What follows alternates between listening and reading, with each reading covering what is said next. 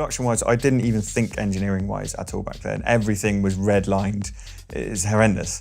It wasn't a well-made genre of music, and I was definitely not one of the good producers in that genre, but people really liked it. It was just high-energy stuff, big bass lines. So it kind of worked, I guess. But yeah, it was when dubstep started kicking in the UK is when things started to change then and start to think a little bit more clinically about like how music was made. But it actually bored me a bit back then. And it actually, I got to the point where I quit music for about 6 years, maybe 5 or 6 years. And it was off that tail of when dubstep went from being really sort of like organic and cool sounding to that really digital, like nasty stuff that it turned into. There was not really any other dance music, well there probably was, but I didn't really like look into it that I was that interested in. It just sort of faded out for me, and it's like, I'm kind of done with that whole thing now. And I got to the stage with DJing, and some people probably understand that when you DJ quite a lot, it can get quite taxing. I'm not the sort of like person who's like wants to be social all the time. So I got to that stage where it's like real life was taking over in other ways. So I kind of stopped for about 5 or 6 years. My brother was still producing music. I had started making like James Blakey kind of stuff and like lots of like orchestral, massive attacky kind of music just as a hobby whilst I had a day job.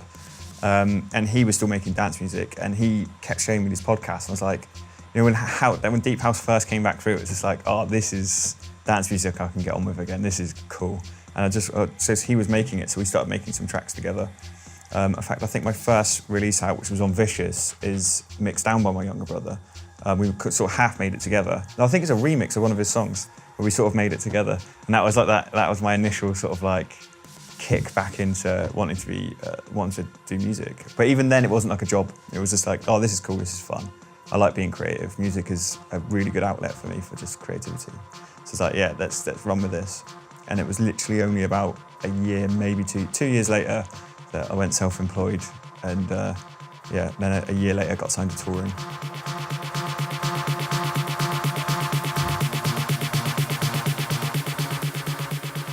So I sort of came across people like Vice's really early stuff, Rennie's stuff at that stage, what we're talking like 2 years ago now.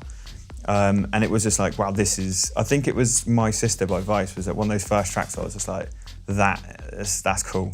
That's really, really cool. And that really inspired me and made me sort of like, so it was then I came into Toolroom via mainly Rennie and Vice. Oh, and Proc and Fitch as well, actually. Hugely Proc and Fitch. I was big fans. Those three artists were those people where I had them as reference points constantly, just making borderline, just trying to like make a song like theirs. Before I wasn't sending any of these records to anyone. I was just like, how are they doing this? I want to know how they're doing this. And it was just that obsession, to be honest, that got me to work, got me onto the label.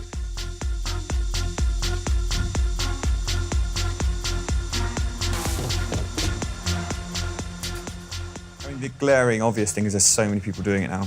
There's a catch between, it's become so accessible to be creative with music, which is brilliant and a beautiful thing, but also it means that so many people are there. There's so many amazing people now as well. There's kids who are starting this stuff when they're 10, and by the time they're 20, they're like ridiculously good. So it's quite scary, but you can also, some people do stand out more.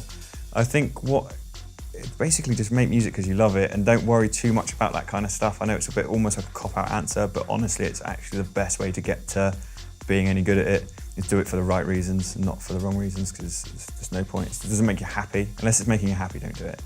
Just pick a label and listen to what they do, and if it's something you really like, actually really aim at that label. Like, don't just send everything to everyone, because they kind of all know each other and they kind of all know this, and it doesn't look very good. They actually don't, labels don't really like it. They actually like someone to be like, I love your label, I really want to get stuff on your label. I'm going to barrage you with music until I make something good enough.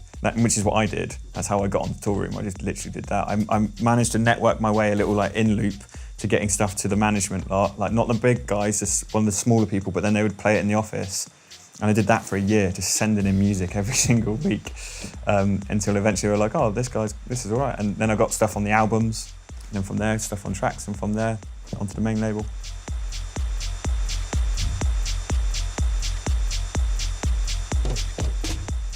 I think there's quite a few people who don't DJ who are producers. It's almost like the other way around. If you want to be a DJ, you need to be a producer now.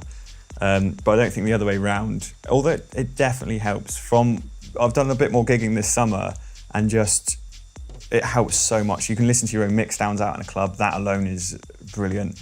hearing like what works and what doesn't work, just how crowds react to certain things, and just for your creativity, just going and traveling and being around crowds and being in clubs and being the DJ is so exciting and so fun, and it just fills you with so many ideas that it's, for creativity reasons, it's like nothing else like it.